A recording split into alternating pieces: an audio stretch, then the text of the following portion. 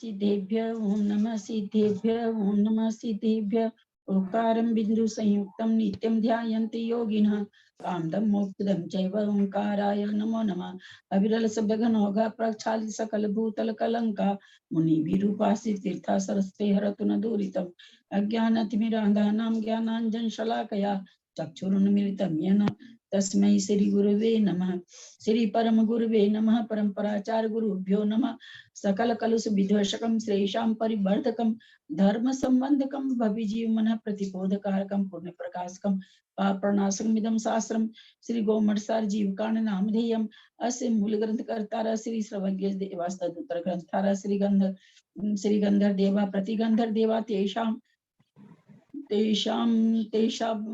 वचन अनुसार समासाद्य श्रीमत् नेमिचंदाचार्येण विरचितम् इदं शास्त्रं श्रोतारः सावधानतया शृण्वन्तु। मंगलम भगवान वीरो मंगलम गौतमो गणि मंगलम कुंद कुंदादो जैन धर्मोस्तु मंगलम सर्वमंगल मांगल्यम सर्वकल्याणकारकम प्रधानम सर्वधर्माणां जैनम जयतु शासनम जैनम जयतु शासनम जैनम जयतु शासनम। सरस्वती नमस्तुभ्यं वरदे कामरूपिणि विद्यारंभं करिष्यामि सिद्धिर्भवतु मे सदा। वाणी माता की जय। परम मांगलिक ग्रंथ गोमठसार जी जीवकांड जी की जय। नेमिचंद्राचार्य की जय। रत्नचंद्र मुक्तार जी की जय। अढ़ाई दीप में विराजमान सभी आचार्य उपाध्याय सर्व साधु के चरणों में नमोस्तु नमोस्तु नमोस्तु। सभी आरिका माता जी के चरणों में बंदामी बंदामी बंदामी। सभी छुल्लक छुल्लिका एलक के चरणों में इच्छा में इच्छा में इच्छा में। सभी प्रतिमाधारी के चरणों में वंदना वंदना वंदना। ग्रुप में विराजमान सभी पूज्य जनों का सादर चरण स्पर्श। सभी से सादर जय जिनेन्द्र। हम लोग परम मांगलिक ग्रंथ गोमठसार जी जीवकांड जी का स्वाध्याय कर रहे हैं जो रत्नचंद्र मुक्तार जी की जिस पर टीका है, टीका से कर रहे हैं। स्वाध्याय करते हैं हम लोग गुणस्थान रूपना, जीव समास पर रूपना, अवगाहना, योनि स्थान, योनि के प्रकार आदि, प्राप्ति परिरूपना, प्राण संज्ञा, मार्गना सामान्य से आदि कर चुके हैं। विशेष गति मार्गना चल रही है जिसमें हम गति मार्गना चल रही जिसमें हम गति मार्गना का स्वाध्याय कर रहे हैं। गति मार्गना का स्वाध्याय करते हुए गाथा नंबर 150 पर आज हम लोग स्वाध्याय करेंगे। सिद्धम शुद्धम पणमिया त्रिनिंदवरनेमि चंद्रमकलंकम गुणरयन भूषणोदयम् जीवस्य परुवणं वोचम् सामन्ना पंचिंदी पज्जता जोननीय पज्जता त्रिया नरातः विय पंचंदीय भंगदोहीना सामन्ना पंचिंदी पज्जता जोननी अपज्जता त्रिया नरातः विय पंचंदीय भंगदोहीना। गाथा का उच्चारण करें। उज्ज्वला जी राय गोदार गाथा का उच्चारण करें। प्रणाम दी।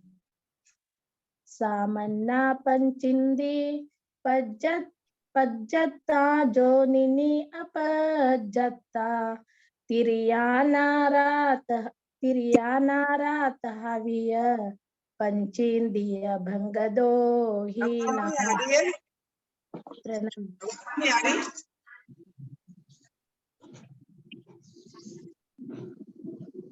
सामान्य मतलब कहिए ये एक संयोग है कि सुबह की जो क्लास में चल रहा है वहां पर उदय वगैरह के हिसाब से चल रहा है, यहाँ पर दूसरे हिसाब से चल रहा है, पर वही कथन दोपहर में भी चल रहा है। वहाँ कर्म प्रकृति बताई जा रही है, यहाँ जीव बताए जा रहे हैं। सामान्य पंचिंदीय सामान्य त्रियंच, सामान्य त्रियंच, त्रियंच नीचे से ले लेंगे। सामान्य त्रिया, सामान्य त्रियंच, पंचिंदी पंचिंदी त्रियंच, अपज्यता पर्याप्त पंचेंद्रिय पर्याप्त त्रियंच, योनिनी पंचेंद्रिय त्रियंच योनिनी, अपज्यता और पंचेंद्रिय त्रियंच लब्ध पर्याप्तक, यानी लब्ध पर्याप्तक की जो बात आ रही है पंचेंद्रिय त्रियंच के लिए ही आ रही है। सामन्ना तिरिया नीचे से ले रहे हैं, पहले शब्दार्थ कर देते हैं। सामन्ना माने सामान्य से, पंचेंद्रिय माने पंचेंद्रिय, पज्जता माने पर्याप्त, योनिनी माने योनिनी, अपज्जता माने अपर्याप्त। पज्जता के लिए और क्या आता है? प्राकृत में कौन सा शब्द आता है? पुन्ना दीदी, पुन्ना पुन्ना, पुन्ना, जी पुन्ना, न पुन्ना, अपुन्ना, ठीक है। जी। योनिनी अपज्जता, योनिनी अपज्जता माने अपर्याप्त, त्रिया माने त्रियंच, नरा माने मनुष्य। तहा शब्द एक ऐसा शब्द है, इन सबके बहुत सारे मीनिंग होते हैं, जैसे उसी तरह से, और, तथा, उसी प्रकार से, ऐसे कई मीनिंग होते हैं, जहां जो लगता है वो लगा लेते। वी माने भी, और भी और भी, यह माने और, यह माने जो, यह माने ऐसा। इन सबके कई मीनिंग है, बहुमुखी मीनिंग है, जहां जो लगता है वैसे लगा लेते हैं, और कई बार मीनिंग नहीं लगता है, पाद पूर्ति के लिए भी आता है। पंच इंद्रिय भंग दो हीना, पंच इंद्रिय भंग हीना माने नहीं होता है। सामान्य सामान्य से, पंचेंद्रिय माने पंचेंद्रिय, पज्जता माने पर्याप्त, योनिनी माने योनिनी, अपज्जता माने अपर्याप्त, त्रिया माने त्रियंच, नरा माने मनुष्य, तहा माने भी, तहा माने और जो उसी रूप और उसी प्रकार, तथा वी माने भी और भी, यह माने जो ऐसा, और पंचेंद्रिय भंग दो हीना, पंचेंद्रिय भंग से, पंचेंद्रिय भंग हीन माने नहीं होता है। कुल मिला के अर्थ क्या निकल रहा है? सामान्य त्रियंच में पंचेंद्रिय त्रियंच होते हैं, पर्याप्त त्रियंच होते हैं, योनिनी त्रियंच होते हैं, अपज्जता अपर्याप्त त्रियंच होते हैं। अपर्याप्त त्रियंच में मतलब क्या त्रिया माने त्रियंच, यानी त्रियंच के ये इतने भेद होते हैं। कितने हो गए? सामान्य त्रियंच, पंचेंद्रिय त्रियंच, पंचेंद्रिय पर्याप्त त्रियंच, योनिनी त्रियंच और अपर्याप्त त्रियंच, लब्ध अपर्याप्त त्रियंच। इस तरह से 5 भेद हो गए। सवेरे शायद वो पूछ रही थी बीना जी, 5 भेद कैसे हो रहे हैं, शायद कुछ ऐसा उनका आवाज तो आ रहा था, मैं हालांकि दूर थी फोन से, पर उनका आवाज आ रहा था। तो सामान्य त्रियंच के 5 भेद, सामान्य त्रियंच, पंचेंद्रिय त्रियंच, पर्याप्त त्रियंच, योनिनी त्रियंच और अपर्याप्त त्रियंच, इस तरह से 5 भेद। त्रिया माने त्रियंच में, नरा, तहा, तहा भी, तहा माने और, तथा, नरा माने नर, मनुष्य, भी माने मनुष्य, मनुष्यों में भी, पंचदीय भंग दो हीना, मनुष्य में भी, यह माने इसी प्रकार से भेद होते हैं, इसी रूप से भेद होते हैं, मनुष्यों में भी इसी रूप से भेद होते हैं। पंच बताया ना, तहा माने उसी रूप है ना, तो उसी रूप से भेद होते, किस रूप से? जैसा ऊपर बता रहे हैं, सामान्य, पंचेंद्रिय, पज्जता, योनिनी, अपज्जता, लेकिन अंतर क्या है यहाँ पर? विमान पंचदीय भंग दो ही ना, यहाँ पंचेंद्रिय भंग नहीं होता है। जैसे ऊपर एक सामान्य भंग, एक पंचेंद्रिय भंग कहा, वो भंग यहाँ नहीं होता है, क्योंकि ये पंचेंद्रिय भंग त्रियंच में ही बनता है, वहां 1 इंद्रिय, 2 इंद्रिय, 3 इंद्रिय, 4 इंद्रिय पाए जाते हैं, इसलिए पंचेंद्रिय बोल करके ये भंग त्रियंचों में ही बनता है, मनुष्यों में नहीं बनता है। तो मनुष्य में 4 भंग हो जाएंगे, सामान्य मनुष्य, पर्याप्त मनुष्य, योनिनी मनुष्यनी और अपर्याप्त मनुष्य, इस तरह से 4 भेद बन जाएंगे। जहां त्रियंच में 5 हो गए, वहां मनुष्य में 4 भेद, 4 भंग बनेंगे। समझ में आ गया हो तो आगे आप लोग पढ़ें, गाथा का अर्थ, विशेषार्थ, ये सब। मैं पढ़ रही हूँ दीदी। गाथा, सामान्य त्रियंच, पंचेंद्रिय त्रियंच, पंचेंद्रिय त्रियंच पर्याप्त, पचेंद्रिय त्रियंच योनिनी, पचेंद्रिय त्रियंच लब्धि पर्याप्तक। इस प्रकार त्रियंचों के 5 भेद हैं। इसी प्रकार मनुष्य के भी भेद हैं, किंतु पचेंद्रिय भंग नहीं होता। विशेषार्थ, त्रियंच गति में एकेंद्रिय से पंचेंद्रिय तक जीव होते हैं। सामान्य त्रियंच में उन सब जीवों का ग्रहण हो जाता है। एकेंद्रिय व विकलेंद्रिय त्रियंच नरकायु, देवायु, देवगति, नरगति, देवगत्यानुपूर्वी, नरगत्यानुपूर्वी, वैकृक शरीर, वैकृक अंगोपांग का बंध नहीं कर सकते, किंतु पंचेंद्रिय त्रियंच इन कर्म प्रकृतियों का बंध कर सकते हैं। क्यों नहीं कर सकते? ये क्या बात आई? एक इंद्रिय, विकलेंद्रिय, त्रियंच, नरकायु, देवायु, क्योंकि नरगति। ये नरगति देवगति में नहीं जाते ना, ये नियम से नहीं जाते। चलिए, एक किंतु पंचेंद्रिय त्रियंच इन कर्म प्रकृतियों का बंध कर सकते हैं।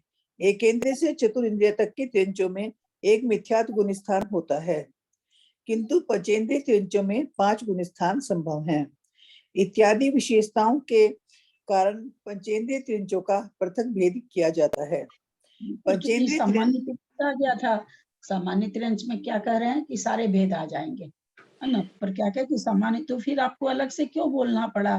तो कहते हैं कि भाई हमको इसलिए अलग से बोलना पड़ा कि एक तो इसमें 5 गुण स्थान होते हैं, एक कई प्रकृतियां हैं जो एक इंद्रिय से 4 इंद्रिय नहीं बांध सकते हैं, परंतु पंचेंद्रिय बांध सकते हैं, इसलिए अलग से कथन कर रहे हैं। पंचेंद्रिय त्रियंच पर्याप्त। थोड़ा सा धीरे पढ़िए ना, बहुत जल्दी पढ़ रहे हैं आप। अच्छा ठीक है, सॉरी। पंचेंद्रिय त्रियंच पर्याप्त व लब्ध पर्याप्तक दोनों प्रकार के होते हैं। पर्याप्त पंचेंद्रिय त्रियंचों में 3 भेद होते हैं तथा वे गर्भज व समोर्चन दोनों प्रकार के जन्म वाले होते हैं, किंतु लब्धे पर्याप्तक जीव समोर्चन जन्म वाले तथा नपुंसक वेदी ही होते हैं। अतः पंचेंद्रिय त्रियंचों के भी पर्याप्त व लब्ध पर्याप्त ऐसे 2 भेद हो गए। पंचेंद्रिय त्रियंच पर्याप्त में सम्यक दृष्टि जीव उत्पन्न हो सकता है, किंतु योनिनी पंचेंद्रिय त्रियंचों में सम्यक दृष्टि जीव उत्पन्न नहीं हो सकता। समूर्छन जीवों के नपुंसक भेद ही होता है। इत्यादि कारणों से पंचेंद्रिय त्रियंच योनिनी पृथक भेद कहा गया है। तो समझना है, समझा वैसे तो कुछ पूछना तो पूछे। बस ये पूछना था मुझे कि त्रियंच योनियों के मतलब वो तो सम्यक दर्शन बाद में तो हो जाता है ना, है ना? त्रियंच स्त्री के भी सम्यक दर्शन मतलब पैदा होने की, पर्याप्त होने की बात तो हो सकता है ना। हाँ, मनुष्यों में भी सभी पंचेंद्रिय होते हैं, एकेंद्रिय आदि जीव नहीं होते। अतः मनुष्यों में पंचेंद्रिय रूप पृथक भेद नहीं कहा गया। मनुष्यों में 4 भेद ही होते हैं, मनुष्य, मनुष्य पर्याप्त, मनुष्यनी और लब्ध पर्याप्तक। मनुष्य जिस प्रकार त्रियंचों में इन भेदों के कारण कहे गए हैं, वे ही कारण मनुष्यों के भेदों में भी जानना चाहिए। मनुष्य के प्रयोजन भाव मनुष्यनी से है। कर्म भूमि में ही वेद वैषम्य है। जो द्रव्य से तो पुरुष वेदी हैं, अर्थात जिनके शरीर की रचना तो पुरुषों के शरीर के समान है, किंतु भाव स्त्री जैसे हैं, वे मनुष्यनी ही में ग्रहण किए गए हैं। मनुष्यों के 6 सैनन वे 14 गुणस्थान संभव हैं, किंतु महिलाओं के 3 हीन सैनन वे 5 गुणस्थान ही हो सकते हैं। अतएव उनके संयम की उत्पत्ति नहीं हो सकती। मनुष्य में 14 गुणस्थान होते हैं, यह कथन कैसे संभव है? समाधान नहीं, क्योंकि भाव स्त्री युक्त मनुष्य गति में 14 गुण स्थानों का सद्भाव मान लेने में कोई मनुष्यों के 6 सहनन व 14 गुण स्थान संभव है। ये कैसे हुआ 6 सहनन मनुष्य को? भाव मनुष्य के मनुष्य के अपेक्षा से। बहुत अच्छा, चलिए। 14 गुण स्थान। आंटी को एक चीज पूछना है, यहाँ पे आया ना ऊपर लाइन में, जिस प्रकार त्रियंचों में इन भेद के कारण कहे गए हैं, वे ही कारण मनुष्यों के भेद में भी जानना चाहिए। मतलब वहां तो 5 कारण बताया, यहाँ 4 कारण बताया, तो ये कारण क्या हुआ? भंग भंग कितने प्रकार के होते हैं, अच्छा इसको भंग कहते हैं कि कितने प्रकार अच्छा के त्रियंश हो सकते हैं। तो एक तो सामान्य त्रियंश कर लिया, उसमें सभी आ गए, उसमें पंचेंद्रिय भी आ अच्छा गए, ऐसा नहीं कि नहीं आए। लेकिन कहते हैं हाँ हमने पंचेंद्रिय इसलिए अलग से बता रहे हैं कि भाई बहुत सी प्रकृति एक इंद्रिय विकल इंद्रिय नहीं बांधते हैं, दूसरे एक इंद्रिय विकल इंद्रिय नरक में नहीं जाते हैं, देव में नहीं जाते हैं, है ना। तो इस तरह से, और उनमें वेद भी एक ही होता है, तीनों वेद वाले त्रियंश पाए जाते हैं। तो इस तरह से अंतर होने से हमको अलग से पंचेंद्रिय पर्याप्तक त्रियंश, योनिनी त्रियंश और अपर्याप्त त्रियंश कहना पड़ा। योनिनी त्रियंश का इसलिए अलग से कहना पड़ा कि उसमें सम्यक दर्शन वगैरह लेके कोई योनिनी नहीं बन पाता है, तो इस तरह से उसको अलग से कहना। मतलब मनुष्य में भी वही होता है, लेकिन यहाँ तो जैसे हो गया ना पंचेंद्रिय त्रियंश, बोला पंचेंद्रिय हाँ मनुष्य बोल कोई भंग नहीं होता, क्योंकि मनुष्य पंचेंद्रिय ही होते हैं। यहाँ चूंकि एक इंद्रिय विकलेंद्रिय भी होते हैं, इसलिए ये एक भंग और बन गया पंचेंद्रिय त्रियंश, जो कि मनुष्यों में नहीं है। वो नहीं है क्योंकि मनुष्य एक इंद्रिय, दो इंद्रिय, तीन इंद्रिय, चार इंद्रिय नहीं होते, इसलिए मनुष्यों में पंचेंद्रिय मनुष्य बोल के भंग नहीं है। अच्छा ठीक दीदी हाँ दीदी, ये जो पर्याप्त मनुष्य पर्याप्त दिया, अपर्याप्त इस अपेक्षा से नहीं दिया ना कि वो भी पर्याप्त तो हो ही जाएंगे। नहीं, लब्ध पर्याप्त की बात है यहाँ, लब्ध पर्याप्त निवृत्ति तो दिया पर्याप्त है। की बात है। लब्ध पर्याप्तक की बात है, निवृत्ति पर्याप्तक की बात नहीं है। वो तो पर्याप्तक में आते हैं उनके। आप लोग को एक दिन हम लोग बोले थे ना, समझे थे ना कि भाई जो निवृत्ति पर्याप्तक अपर्याप्त वो भी कहला रहा है, जो लब्ध हाँ। पर्याप्तक है वो भी अपर्याप्त कहला रहा है। अंतर क्या है दोनों में? लब्ध पर्याप्तक तो कभी पर्याप्त नहीं होंगे और निवृत्ति पर्याप्तक पर्याप्तक हो जाएंगे। वो तो ये तो ठीक है। अंतर क्या तो है इसलिए दोनों वो में? पर्याप्त में ही आ गए ना। अंतर क्या है दोनों में? निवृत्ति दीदी पर्याप्तक का पर्याप्तक नाम कर्म का उदय है, मतलब हाँ, पर्याप्तक ये का अपर्याप्तक सिद्धांत है नाम ना, कर्म। सिद्धांत क्या का है? सॉल्व सिद्धांत से करना चाहिए। ये तो पता ही चल गया ना कि लब्ध पर्याप्तक पर्याप्ति पूर्ण, ये तो उसका शब्दार्थ हुआ, है ना, ये उसका शब्दार्थ हुआ। हमने कहा क्यों नहीं, तो आगम का उत्तर होना चाहिए कि भाई उसको पर्याप्त नाम कर्म का उदय है, उसको अपर्याप्त नाम कर्म का उदय है। इसलिए अपर्याप्त जब नाम। अपर्याप्त बोला जाता है तो ये समझना चाहिए कि लब्ध अपर्याप्तक है। अच्छा ठीक है, हाँ। चलिए। शंका, बादर कसाय 9वें गुण स्थान के ऊपर भाव वेद नहीं पाया जाता है, इसलिए भाव वेद में 14 गुण स्थानों का सद्भाव नहीं पाया जाता है। अनिवृत्ति गुण स्थान में वेदोदय की विशुद्धि हो जाने पर अवेद अवस्था हो जाती है। सूक्ष्म सांप्राय गुण स्थान से लेकर अयोग केवली गुण स्थान तक 5 गुण स्थान अवेदी होते हैं। समाधान नहीं, क्योंकि यहाँ पर वेद की प्रधानता नहीं है, किंतु गति प्रधान है और वह गति पहले नष्ट नहीं होती। शंका, यद्यपि मनुष्य गति में 14 गुण स्थान संभव हैं, फिर भी उसे वेद विशेषण से युक्त कर देने पर उसमें 14 गुण स्थान संभव नहीं हो सकते। समाधान नहीं, क्योंकि विशेषण के नष्ट हो जाने पर भी उपचार से उस विशेषण युक्त संख्या को धारण करने वाली मनुष्य गति में 14 गुण स्थानों का सद्भाव मान लेने में कोई विरोध नहीं आता। आम लाए घर में खरीद करके, आज खाने बैठे खट्टा लगा, ये आम तो खट्टे हैं, 2 दिन छोड़ दो, 2 दिन के बाद मीठा खाया, लेकिन दिमाग में आया ना उस दिन, अरे भाई देखो परसों तो ये आम खट्टे थे, आज तो मीठे हो गए, तो उपचार से वो अभी भी खट्टे हैं ना, क्योंकि वो क्या ही कह रहे हैं कि विशेषण युक्त संज्ञा को धारण करने वाली, विशेषण के नष्ट हो जाने पर विशेषण नष्ट हो गया, खट्टापन नष्ट हो गया, लेकिन फिर भी कहा क्या जा रहा है कि भाई खट्टे थे अब मीठे हो गए। उसी तरह से कह रहे हैं कि मनुष्य गति में 14 गुण स्थानों का सद्भाव मान लेने में कोई विरोध नहीं आता।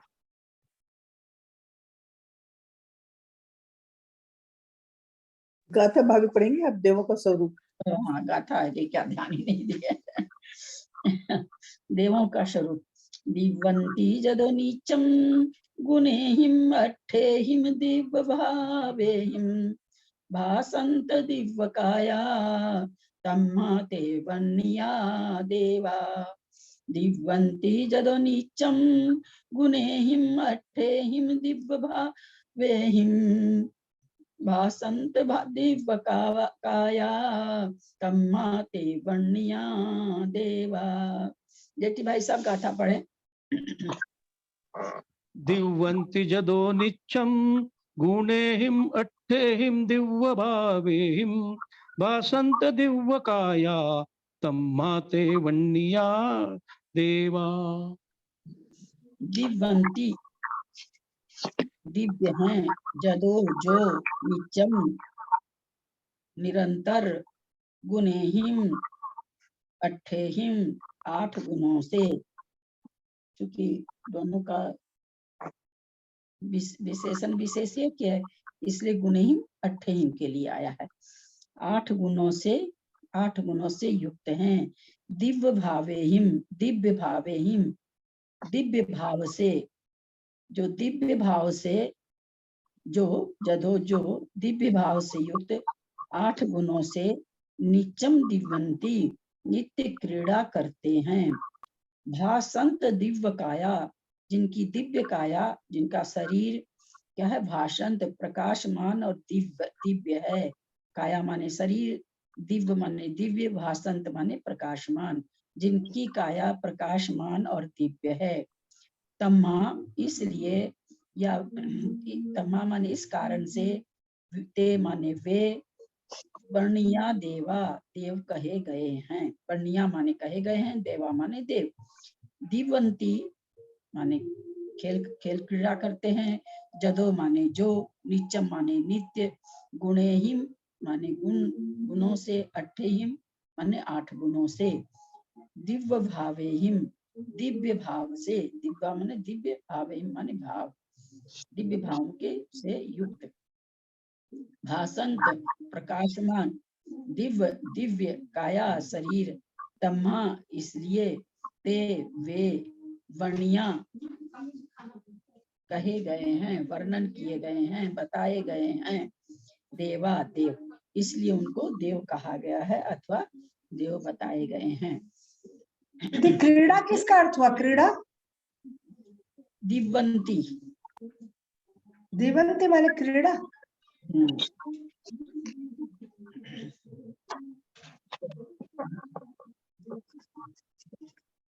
दिव्यंती माने दिव्य क्रीड़ा है, खाली क्रीड़ा ही है? नहीं, दिव्य भाविम तो अलग आ गया। दिव्य भाविम का अगर रहता ना तो विशेषण विशेष एक जैसे रहता। गुणेहिम अट्ठेहिम दिव्य भाविम, 8 गुणों के द्वारा जो हमेशा दिव्यंती माने दिव्य क्रीड़ा, दिव्य भाविम दिव्य भाव से 8 गुणों से युक्त, जदो जो नित्यम माने नित्य ही दिव्यंती। दिव्यंती यहाँ खत्म हो गया, दिव्य काया वाला चीज नीचे है, दिव्यंती यहाँ खत्म हो गया।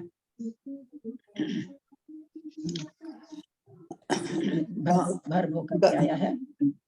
भाषंत माने प्रकाशमान, दिव्य माने दिव्य, काया माने शरीर, जिनकी काया, जिनका शरीर दिव्य है और प्रकाशमान है। तम्मा इस कारण से, देव वर्णिया देवा, उन्हें देव कहा गया है। गाथा, जो दिव्य भावयुक्त 8 गुणों से निरंतर क्रीड़ा करते हैं और जिनका शरीर प्रकाशमान व दिव्य है, वे देव कहे गए हैं। विशेषार्थ, जो अणिमा आदि 8 रिद्धियों की प्राप्ति के बल से क्रीड़ा करते हैं, वे देव हैं। देवों की गति देव गति है। अथवा जो अणिमादि रिद्धियों से युक्त देव इस प्रकार के शब्द, ज्ञान और व्यवहार में कारणभूत पर्याय का उत्पादक हैं। ऐसे देवगति नाम कर्म के उदय से उत्पन्न हुई पर्याय को देवगति कहते हैं। यहाँ कार्य में कारण के उपचार से यह लक्षण किया गया है। जो देव पर्याय के कारण अणिमा आदि 8 गुणों के द्वारा क्रीड़ा करते हैं, तीनों लोकों, ऊर्ध्वलोक, मध्यलोक, अधोलोक में परिवार सहित बिना रुकावट के विहार करते हैं, पंच परमेष्ठी की स्तुति करते हैं, सदा पचेंद्रिय के विषय भोगों से सुखी रहते हैं, रूप, लावण्य और यौवन से जिनका व्यक्तिगत शरीर जुजालमान प्रकाशमान रहता है, वे जीव देव हैं। देवों में दुख, जिस प्रकार महान कष्टों से 4 प्रकार के देवों में उत्पन्न होता है। इंद्र, सामानिक, त्रिशदादि महारिधिधारी देवों की विक्रिया आदि रिद्धियों को तथा संपदा विभूति को देखकर मानसिक दुख होता है। इंद्र, सामानिक, त्रांस आदि महारिद्धि वाले देवों को 5 इंद्रिय के विषय सुख की तृष्णा से तथा प्रिय देवांगना आदि के योग से दुख होता है। जिन जीवों का सुख 5 इंद्रियों के स्पर्श आदि विषयों के अधीन है, उनकी तृप्ति कैसे हो सकती है? अर्थात नहीं हो सकती। तृप्ति न होने से भोगों की तृष्णा निरंतर बनी रहती है, जिसके कारण वे सदा दुखी रहते हैं। यद्यपि देवों को शारीरिक दुख प्राय नहीं होता है, क्योंकि उनके सुव्यक्रिक शरीर है, किंतु उनको मानसिक दुख होता है। शारीरिक दुख से मानसिक दुख अति प्रचुर होता है। जिसको मानसिक दुख की चिंता होती है, उसको विषय भोग सुखदायक सामग्री भी दुखदायक लगती है। देवों का सुख देवियों के नव शरीर, विक्री आदि मनोहर विषयों के अधीन है। वह विषय जनित सुख भी कालांतर में द्रव्यांतर के संबंध से दुख का कारण बन जाता है, क्योंकि देवियों की लेशियां आयु व बल देवों से भिन्न प्रकार का होता है। इसीलिए वे देवांगनाएं कालांतर में दुखदायक बन जाती हैं। अन्य सुखदायक इष्ट सामग्री का परिणमन भी इच्छा अनुसार न होने से यह इष्ट सामग्री भी दुख का कारण हो जाती है। अब कहता है इसमें भाभी ये बताना, लेशियां भी अलग अलग होती है देवियों की और देवों की? हाँ देवियों और देवों की लेशियां भी अलग अलग होती हैं। लेशियां भी अलग होती हैं।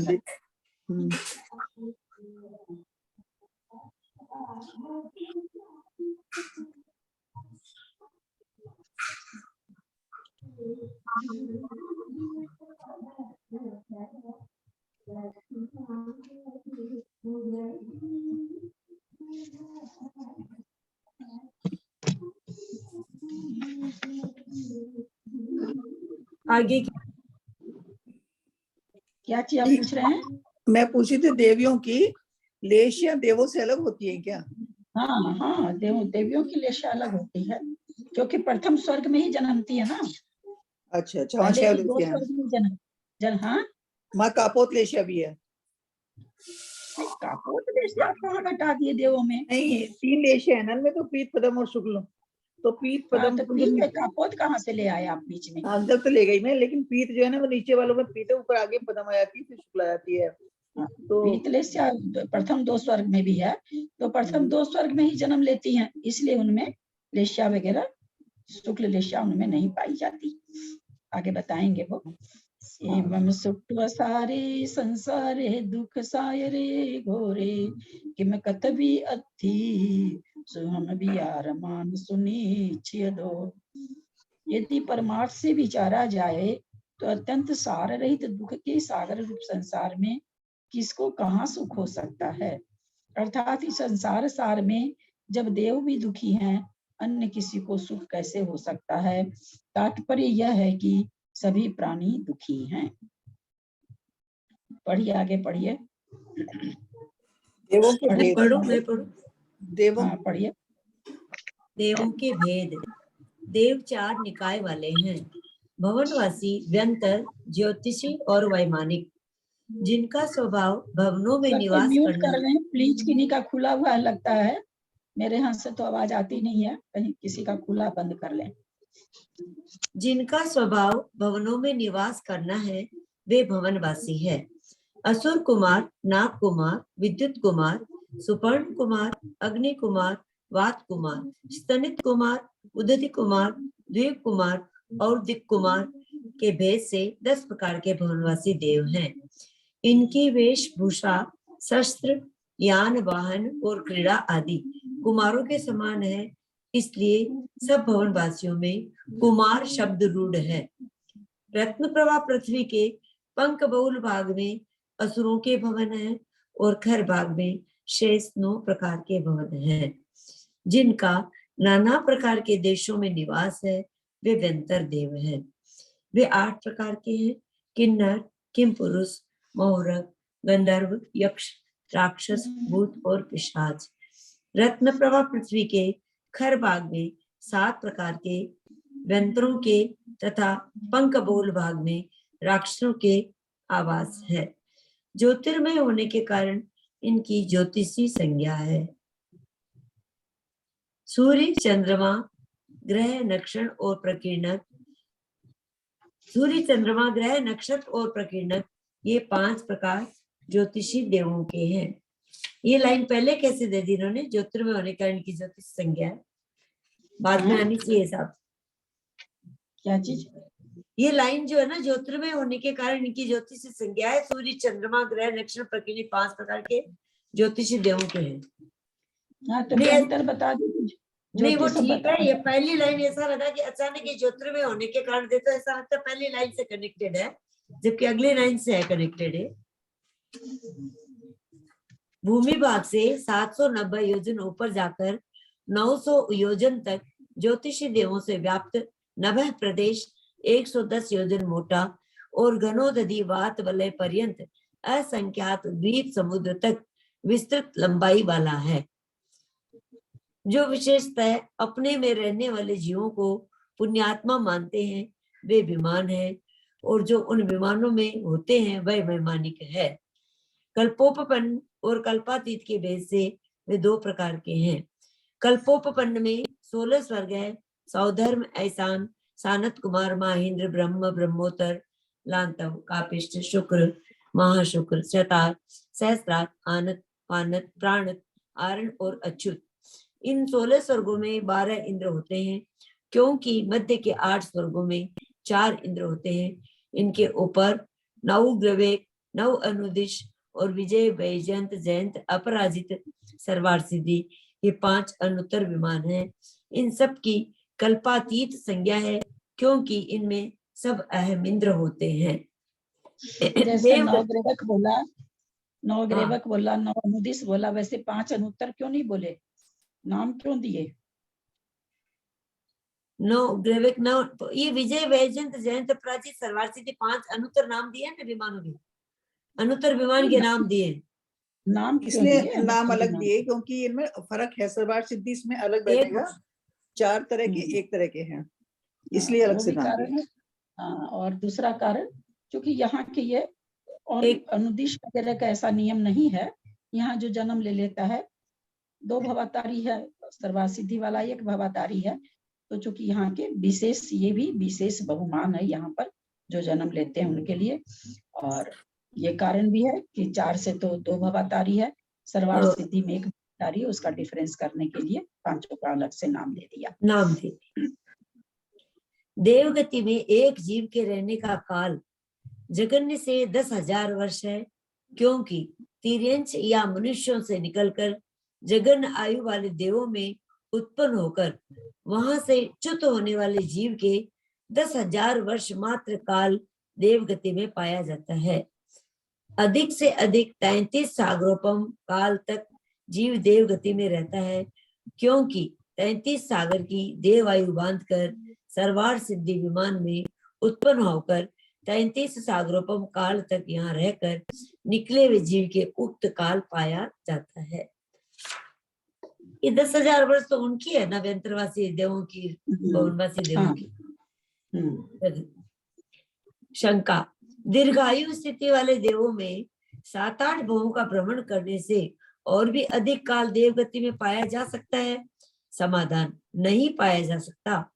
देव नारकी, भोग भूमिज तिर्यंच और भोग भूमिज मनुष्य, इनके मरने पर ठीक तत्पश्चात उसी पर्याय में उत्पत्ति नहीं पाई जाती, क्योंकि इसका अत्यंताभाव है। एक जीव का देवगति से जगन्य अंतर मुहूर्त काल तक होता है, क्योंकि देवगति से आकर गर्भोपक्रांतिक पर्याप्त तिर्यंचों या मनुष्यों में उत्पन्न होकर पर्याप्तियां पूर्ण कर देव आयु बांध पुनः देवों में उत्पन्न हुए जीव के देवगति से अंतर मुहूर्त अंतर पाया जाता है। अधिक से अधिक असंख्यात पुद्गल परिवर्तन प्रमाण अनंत काल तक अंतर होता है, क्योंकि देव गति से आकर शेष 3 गतियों में अंगुल के असंख्यात भाग मात्र पुद्गल परिवर्तन काल तक परिवर्ण करके पुनः देव गति में उत्पन्न होने में कोई विरोध नहीं है। वो समझना है। थोड़ा क्लियर कर लेते हैं, आप कुछ कर। मुझे लास्ट वाला पैराग्राफ कर दीजिए थोड़ा। वो जघन्य काल तो उन्होंने बता ही दिया। पर्याप्त अवस्था में मर के कोई देवगति में जा नहीं सकता, इसलिए पर्याप्ति पूर्ण करके और आयु बांध के फिर मरण करके देव आयु में जा सकता है। तो अंतर्मूर्ति हुआ। फिर कहते हैं अधिक से अधिक असंख्यात पुद्गल परावर्तन प्रमाण अनंत काल तक अंतर होता है। यही अंतर हम लोग नरक गति में भी देख के आए थे, मनुष्य गति में भी देख के आए हैं।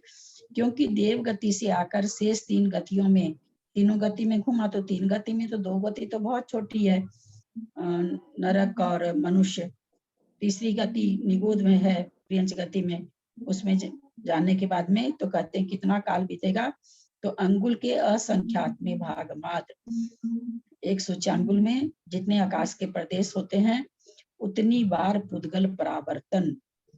तो वो पुद्गल परावर्तन, एक ही पुद्गल परावर्तन अनंत काल है। और कितना पुद्गल परावर्तन?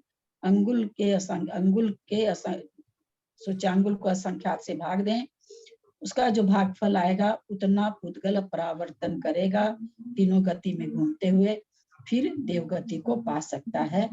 इसमें कोई विरोध नहीं है।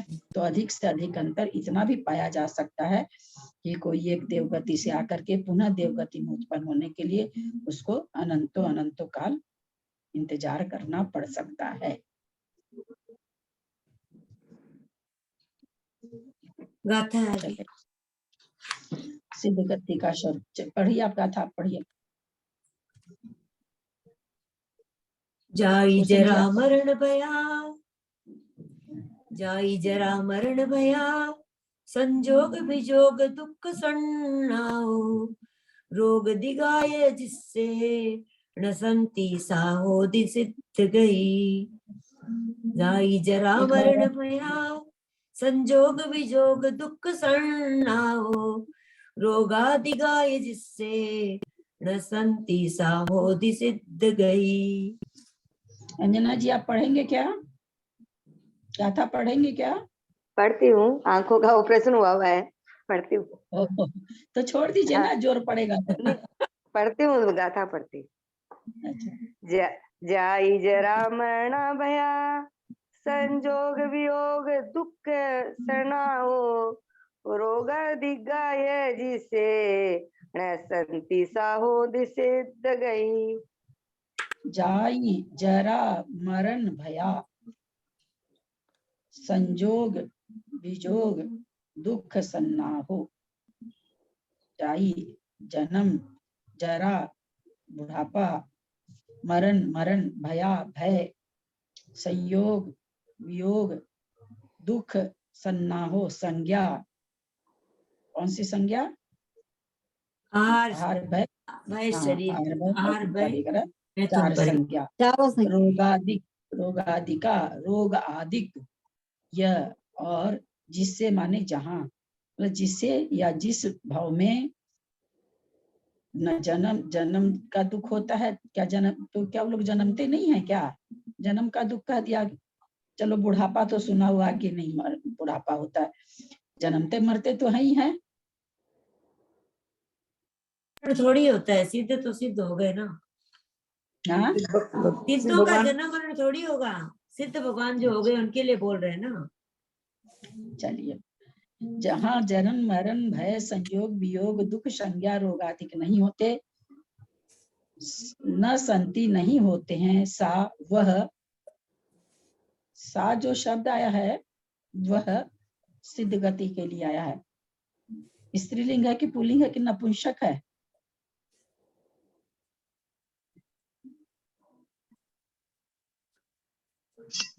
वेद रहित है।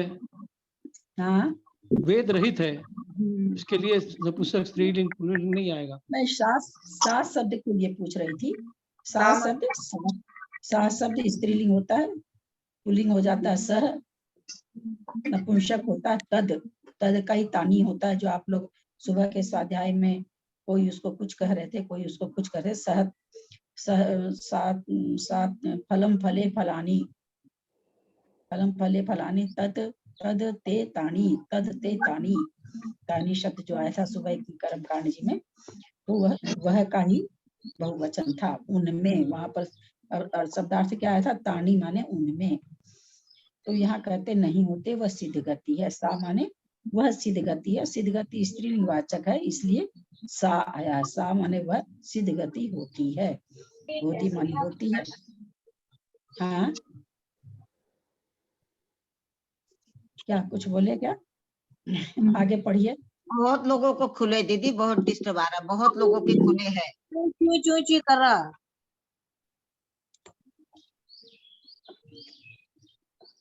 पढ़े आगे हिंदी का पढ़े। पढ़े गाथार्थ।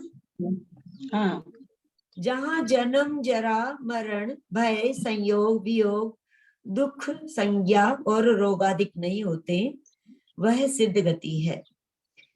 विशेषार्थ गति मार्गणा के अंतर्गत सिद्धों के स्वरूप का कथन होने के कारण, यद्यपि गाथा में तथा धवल पुस्तक 1 सूत्र 24 में सिद्धों के साथ गति शब्द का प्रयोग उपचार से किया गया है, तथापि गाथा 146 में तथा धवल पुस्तक 1 पृष्ठ 134 से 35 पर गति का जो लक्षण दिया गया है, उससे सिद्धों का निराकरण हो जाता है, क्योंकि सिद्धों के गति नामकरण का उदय नहीं है।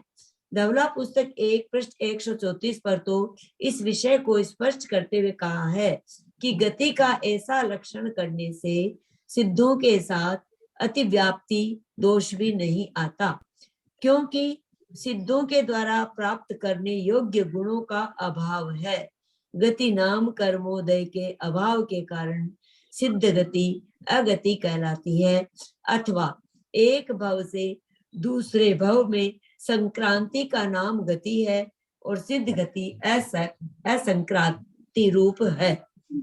बोला आपने तो उसमें गति लगा दिया। गति हाँ। को क्या कहते हैं? भव से भवांतर होने को कहते हैं। तो एक भव से भावांतर, एक भव से दूसरे भव में जाना। ये भव में तो जा नहीं रहे हैं, संसार में तो जा नहीं रहे हैं। तो बोले कि तब उन्होंने कहा कि भाई ये गति का ऐसा लक्षण करने से कि भाई भव से भवांतर जो होता है वो गति होता है। गति नाम कर्म के उदय से गति होती है। तो ऐसा यहाँ पर दोनों चीज नहीं है इनके, न तो इनको गति नाम कर्म का उदय है, न ये भव से भवांतर जा रहे हैं।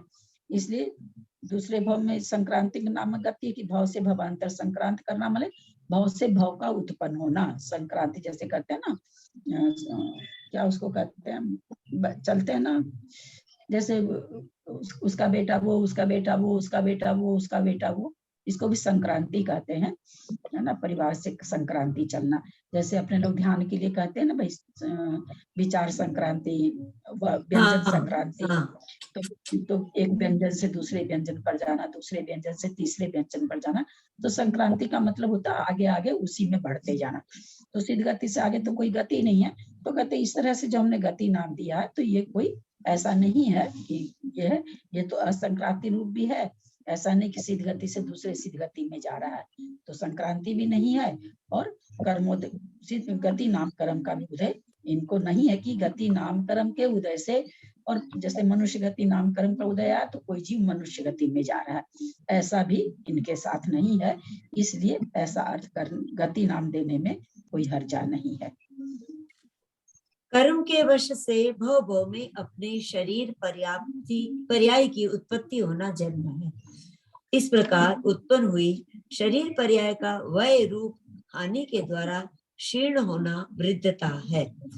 अपनी आयु का क्षय हो जाने के कारण इस शरीर पर्याय का व प्राणों का त्याग सो मरण है। अनर्थ की आशंका के कारण अपकारक पदार्थों से भाग जाने की इच्छा सो भय है।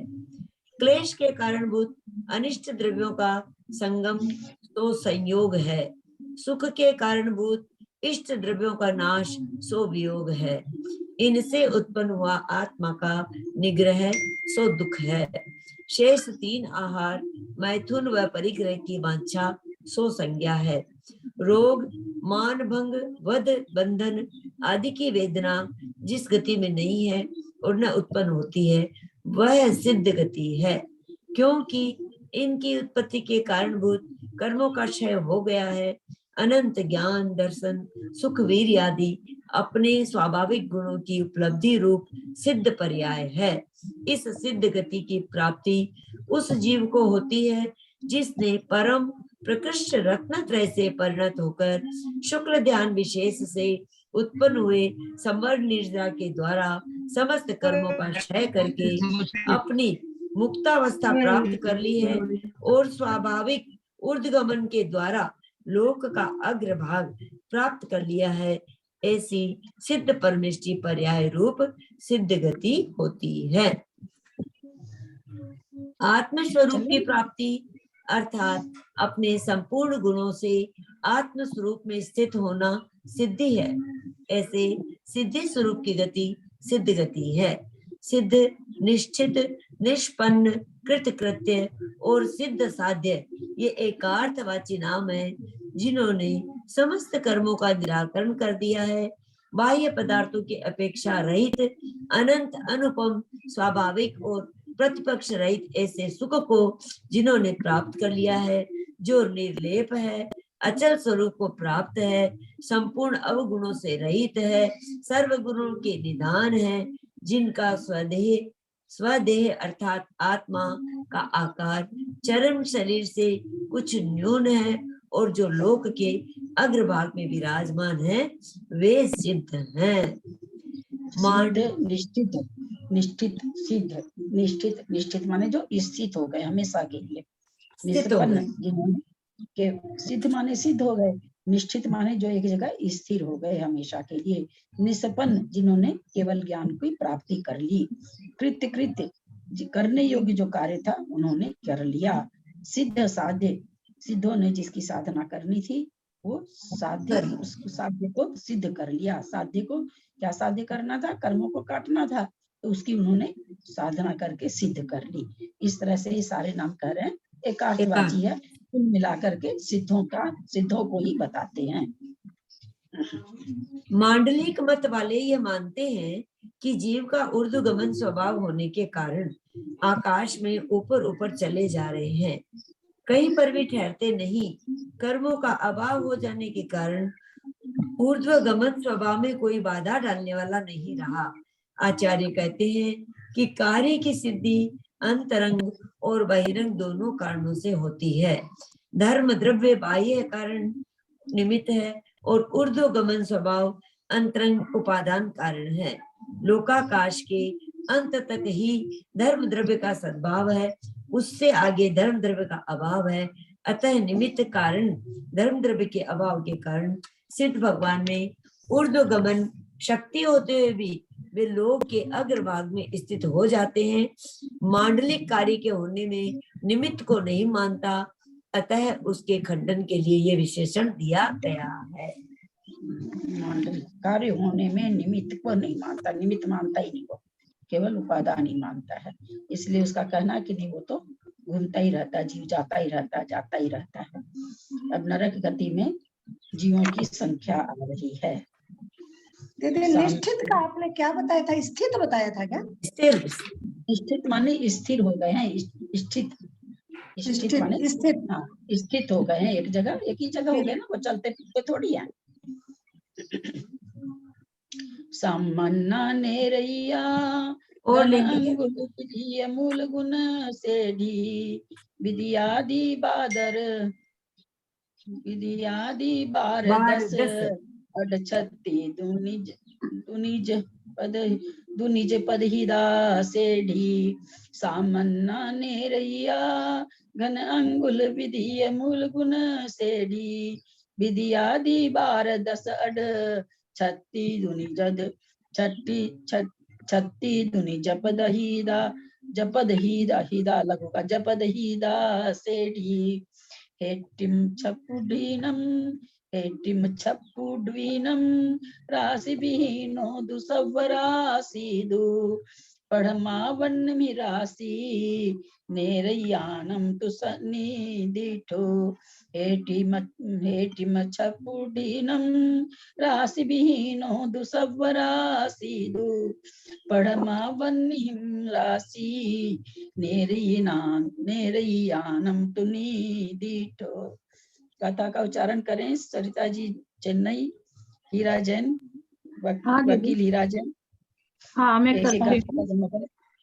सामन्ना नेरैया घन अंगुल विधिय मूल गुण सेढ़ी विधियादि बार दस अड विधियादि बार दस अड छत्ती दुनि जपद हिदा सेढ़ी।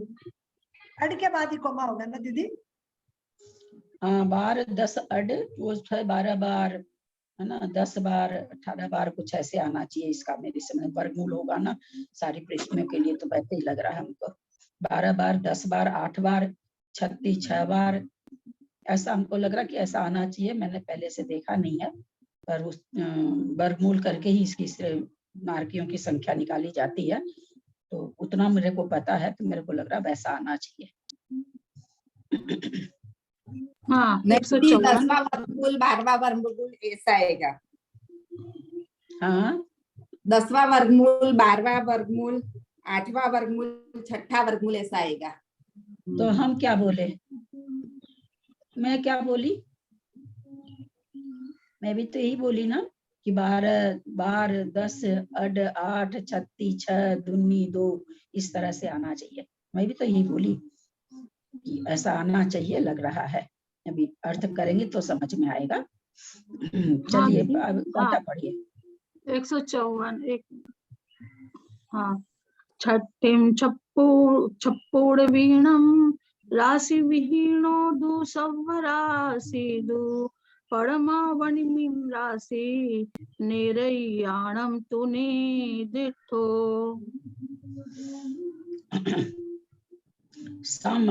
सामान्य से, नेरया नारकियों की, नारकी जीवों की, सामान्य से सभी नारकी जीव कितने हैं टोटल? तो घन अंगुल विधीय मूल गुण सेढ़ी।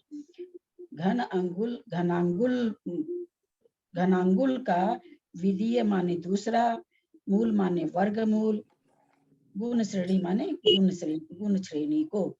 क्या कहना चाह रहे हैं कि सामान्य से नारकी कितने हैं? तो घन अंगुल का आप दूसरा वर्गमूल निकालें, उस वर्गमूल से गुण श्रेणी जगत श्रेणी को गुणित करें। फिर से देखें, पूरे 7 नरकों के नारकी कितने हैं? तो कहते हैं घन अंगुल का दूसरा वर्गमूल निकालें।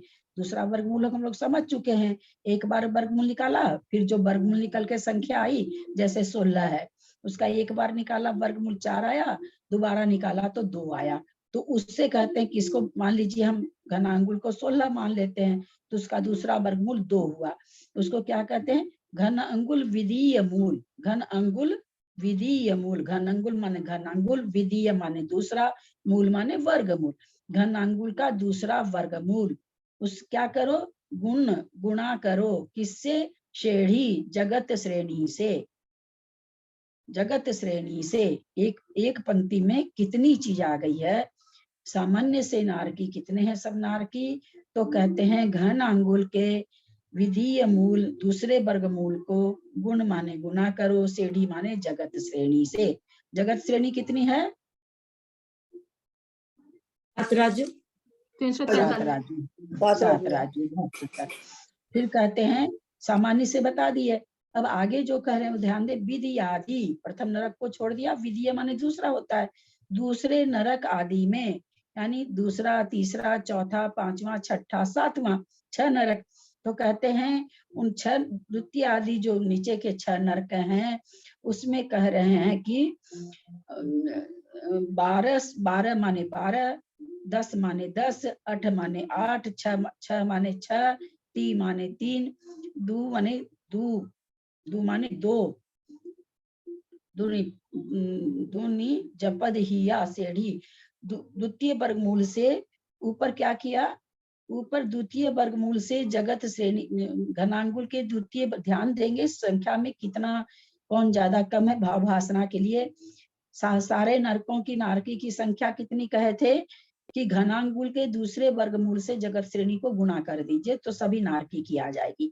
अब ये कह रहे हैं कि सभी नारकी की अलग अलग नारकियों की संख्या, दूसरे नरक की, तीसरे नरक की, चौथे नरक की, पांचवें नरक की, तो कह रहे हैं उनको क्या करना है, श्रेणी माने जगत श्रेणी को क्या करना, जगत श्रेणी को 12 बार वर्गमूल निकालना उसका।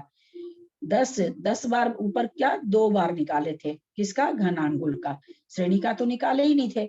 यहाँ जगत श्रेणी का वर्गमूल निकाल रहे हैं, 12 बार निकाल रहे हैं, 10 बार निकाल रहे हैं, 8 बार निकाल रहे हैं, 6 बार निकाल रहे हैं, 3 माने 3 बार निकाल रहे हैं, 2 माने 2 बार निकाल रहे हैं। निकाल करके कहते हैं जगत श्रेणी द्वितीय वर्गमूल से दूसरे वर्गमूल से श्रेणी को जो भाजित करेंगे, श्रेणी माने श्रेणी को, हिदा माने भाजित करना, भाग देना। श्रेणी को 12 बार 12वें वर्गमूल से भाजित करें, 10वें वर्गमूल से करें, 8वें वर्गमूल से करें, 6ठे वर्गमूल से करें, तीसरे वर्गमूल से करें, दूसरे वर्गमूल से करें, हिदा माने क्या करें, भाग दें, श्रेणी माने श्रेणी को। फिर नीचे देखिए, हेठिम माने नीचे, हेठिम माने हमेशा नीचे होता है। हेठिम छप पुड़वीनम, नीचे की 6 पृथ्वियों में, राशि विहीनो, राशि मतलब संख्या, विहीन माने कम होती है, दु सब राशि, दु सभी राशि से 6 नरकों की राशियों को, विहीनों माने कम कर दो। 7 नारकी की जो राशि थी ऊपर घनांगुल के दूसरे वर्गमूल से जगत श्रेणी को गुणा करे थे तो सारे नारकियों की राशि थी। 10 नारकों की राशियां उन्होंने बता दिया श्रेणी में, 12, 10, 8, 6, 3, 2 इस तरह से वर्गमूल निकालें और उसको सबको जोड़ दें। जोड़ करके कहते हैं क्या, हेठिम छप पुड़वीनम, हेठिम माने नीचे की, छप माने 6, पुड़वीनम माने पृथ्वी की राशि, विहीनो इनकी राशि को, यानी 6 नरक की राशि को क्या करो, सब राशि दू सभी राशि से विहीन कर दो, यानी सर्व नरक की नारकियों की जो राशि है संख्या उसमें से घटा दो। पढ़मा वर्णिमिहि, प्रथम पृथ्वी की राशि आएगी, राशि नेरियानम तु निदिठो, पहले नरक की राशि नारकी, नेरियानम नारकियों की राशि, तू माने तो, निदिठो माने बताई गई है। 6 नरक की राशि सर्व नरक की राशि में से कम कर देने पर जो राशि आती है वह पहले नरक की राशि, पढ़मा वर्णिमिहि, पहले नरक की राशि या पहले नरक में रहने वाले नेरियानम नारकियों की, षष्ठी का बहुवचन है, नारकियों की राशि माने राशि, पढ़वानम ही पहले नरक में रहने वाले नेरियानम नारकियों की राशि तो निदिठो तो बताई गई है, कही गई है। एक बार अर्थ देखते हैं कि मैंने कहीं कुछ गलत तो नहीं किया है। घनांगुल के पहले नेरियाणम नारकियों की होगा, हाँ नेरियाणम नारकियों की ना, प्रथम नारकियों, हाँ नारकियों की, षष्ठी का बहुवचन। घनांगुल के द्वितीय वर्गमूल से जगत श्रेणी को गुणित करने पर जो लब्ध प्राप्त हो, यहाँ तक तो चलो ठीक है, उतना सामान्य से सर्व नारकी जीवों का प्रमाण है। द्वितीय आदि अधस्तन 6 नरकों में नारकियों का प्रमाण क्रमशः 12वें वर्गमूल से भाजित, 10वें वर्गमूल से भाजित, 8वें वर्गमूल से भाजित, 6ठे वर्गमूल से भाजित, तीसरे वर्गमूल से भाजित, द्वितीय वर्गमूल से भाजित जगत श्रेणी प्रमाण है। यानी जो ऊपर घनांगुल का पहले क्या किया जा रहा है कि दूसरा वर्गमूल निकाल के जगत श्रेणी से गुणा किया जा रहा है तो सब नारकी का आ रहा है। दूसरे आदि नरक में ये क्या कह रहे हैं कि घन आंगुल का आप 12वां वर्गमूल निकालिए, 10वां वर्गमूल उसी का निकालना, वर्गमूल जगत श्रेणी का नहीं निकालना है। 12वां वर्गमूल निकालिए और फिर करिए जगत श्रेणी को भाग दे दीजिए। वहां क्या कर रहे थे? गुणा कर रहे थे। सर्व नारकियों की राशि जहां बताई गई वहां पर घनांगुल के दूसरे वर्गमूल से गुणा किया जा रहा था जगत श्रेणी को। और यहाँ पर क्या है? हिदा, हिदा माने भाग देना, भाजित करना। ऊपर था गुण यानी गुना करना, गुण श्रेणी करना था, श्रेणी से गुना करना था। और मात्र द्वितीय वर्गमूल को, किसी संख्या का दूसरा वर्गमूल बड़ा होगा कि 12वां वर्गमूल बड़ा होगा? दूसरा वर्गमूल बड़ा होगा। 2 ही बार वर्गमूल निकाले है ना, 12 बार तो निकालेंगे तो बहुत छोटा होता। जैसे 256, 16 200, जैसे 256 उसका तीसरा वर्गमूल निकालते हैं तो क्या आ जाता? 2 आ जाता है। लेकिन अगर उसका एक ही वर्गमूल निकाले तो 16 आएगा, 2 निकालेंगे तो 4 आएगा। तो जितना वर्गमूल ज्यादा है इसका मतलब वो संख्या उतनी छोटी है। अब समझे, अब संख्या छोटी आई भाग दे करके। 12वें वर्गमूल से हमने क्या नाम है सो भाग दिया किसको? जगत श्रेणी को। फिर दोबारा में दिया 10वें वर्गमूल से। भाव भाषणा करिएगा, उत्तर आपको देना है। सारा चीज मैं समझा रही हूँ, आपसे प्रश्न पूछा जाएगा इसलिए ध्यान दीजिएगा। मैं बार बार इसीलिए एक चीज को बोल रही हूँ। सभी नारकियों की संख्या घनांगुल का दूसरा वर्गमूल गुना जगत श्रेणी। दूसरे नरक के नारकियों की संख्या घनांगुल का 12वां वर्गमूल, उससे भाग दीजिए जगत श्रेणी में वो संख्या। तीसरे नरक की नारकियों की संख्या घनांगुल को 10 से भाग दीजिए, 10वां वर्गमूल निकालिए, उससे जगत श्रेणी को भाग दीजिए। समझते जाइएगा। फिर चौथा 3 नरक हो गया ना, चौथा नरक में 8वां वर्गमूल निकालिए घनांगुल का, और जो आए 8वां वर्गमूल उससे जगत श्रेणी को भाग दीजिए। फिर क्या कह रहे हैं? छठा वर्गमूल निकालिए, उस वर्गमूल से जगत श्रेणी को भाग दीजिए। फिर कह रहे हैं तीसरा वर्गमूल निकालिए और उससे जगत श्रेणी को भाग दीजिए। फिर 7वें नरक के लिए कह रहे हैं घनांगुल का दूसरा वर्गमूल निकालिए और उससे जगत श्रेणी को भाग दीजिए। अब आप लोगों से प्रश्न है, बहुत ठहर के सोच के उत्तर दीजिएगा। प्रश्न पूरा नहीं हो और उत्तर दे, ऐसा नहीं करेंगे। अब इसमें आप लोग बताएं कि कैसे कैसे संख्या है। आपको संख्या नहीं बतानी है, वो उससे अधिक है, वो उससे अधिक, इस तरह से बताना, संख्या नहीं बतानी है। दूसरे वर्गमूल से जो देंगे भाग तो वो संख्या ज्यादा होगी। वो तो ज्यादा है, एक तो उससे ज्यादा तीसरे से होगी, उससे कम तीसरे की होगी, उससे कम चौथे से होगी। वो ज्यादा क्यों? वो ज्यादा क्यों है? क्योंकि छोटी संख्या से भाग देंगे तो ज्यादा आएगा ना वहाँ। वहाँ भाग कहाँ दे रहे हैं? नहीं, गुणित 2 से भाग देंगे ना।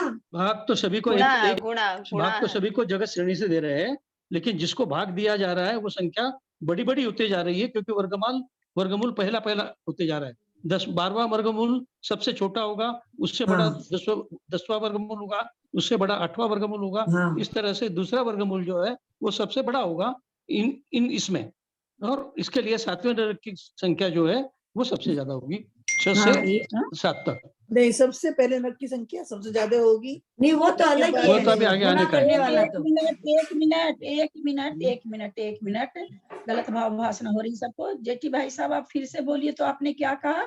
मैंने ये कहा कि 7वें नरक में दूसरा वर्गमूल जो है, घनांगुल का दूसरा वर्गमूल जो है वो 12वें 10वें 8वें से सबसे ज्यादा रहेगा, तो वो संख्या बड़ी है, और वो संख्या बड़ी संख्या को हम जगत श्रेणी से भाग दे रहे हैं, तो ये इसका फल जो आएगा वो ज्यादा आएगा। और 10वां वर्गमूल या 12वां रुक जाइए, पूरा विवेचन आपने उल्टा कर दिया।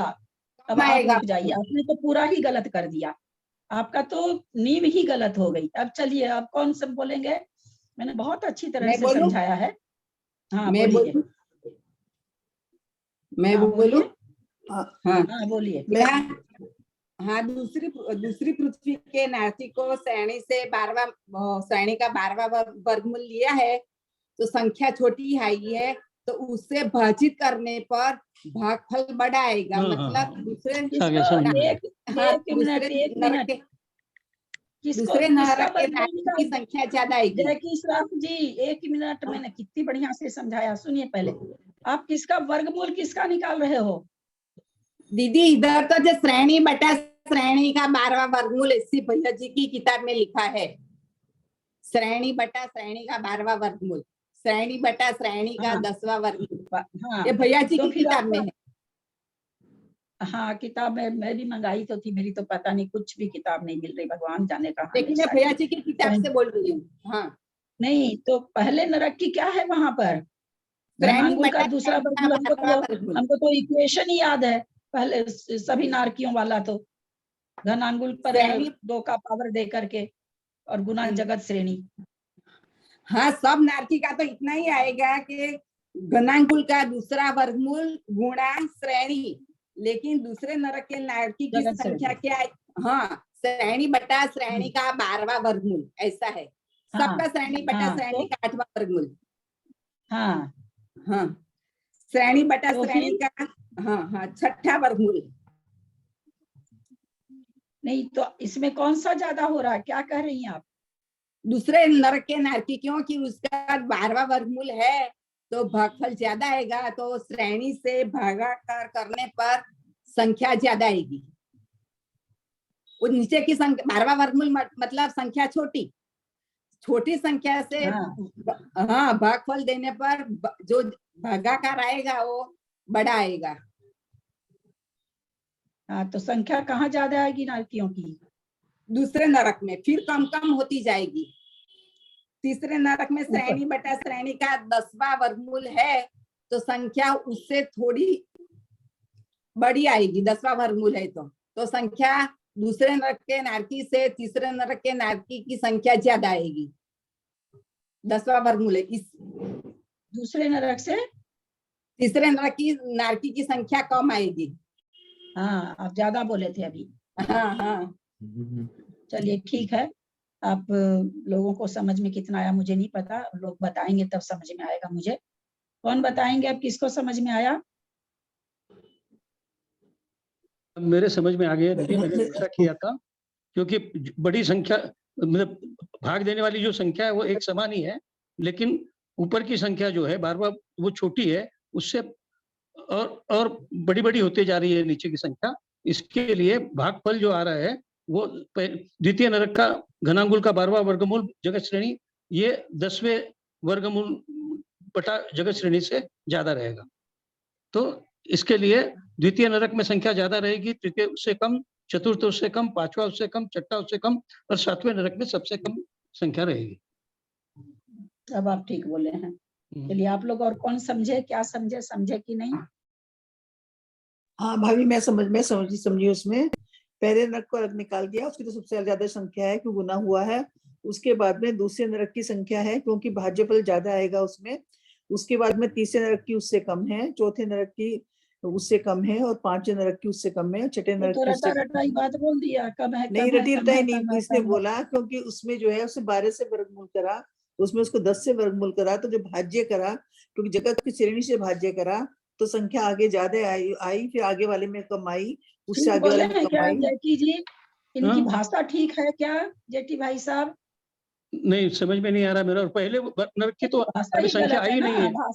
भाषा ही गलत है, जगत श्रेणी हाँ। से भाजित होंगे, भाषा ही बहुत गलत है। हाँ। मतलब चीज ही गलत है ना, वर्णन ही गलत है। वर्णन और गलत कौन है। बोलेंगे?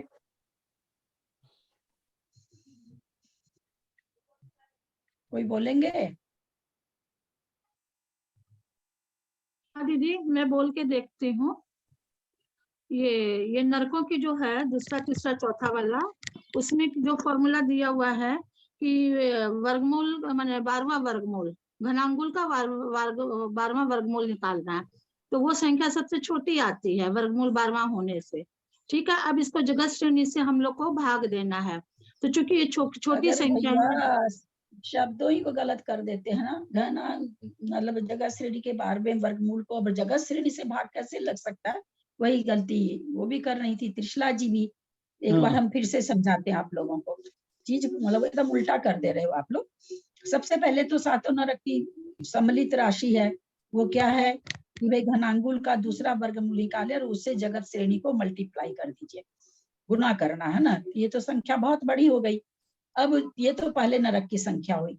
अब दूसरे, तीसरे, चौथे, पांचवें, छठे, सातवें 6 नरक जो बच गई, उसको क्या कह रहे हैं कि भाई द्वितीय दूसरे आदि नरक से, ऊपर से दूसरा, नीचे से नहीं, ऊपर से दूसरा आदि नरक में क्या करिए आप, जगत श्रेणी को 12वें वर्गमूल से, जगत श्रेणी के ही 12वें वर्गमूल से, जैसे समझाने के लिए हम कहते हैं 256 हम मान लेते हैं जगत श्रेणी है, जगत श्रेणी 256 है, और उसको हमको दूसरे वर्गमूल से भाग देना है, उसी के दूसरे वर्गमूल से भाग देना है।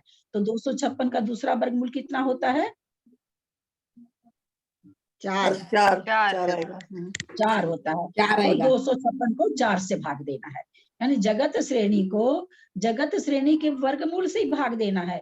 अब वो वर्गमूल अलग अलग है, एक बार 12वां वर्गमूल है, एक बार 10वां। हम लोग आप समझ चुके हैं कि किस तरह से वर्गमूल निकलता है।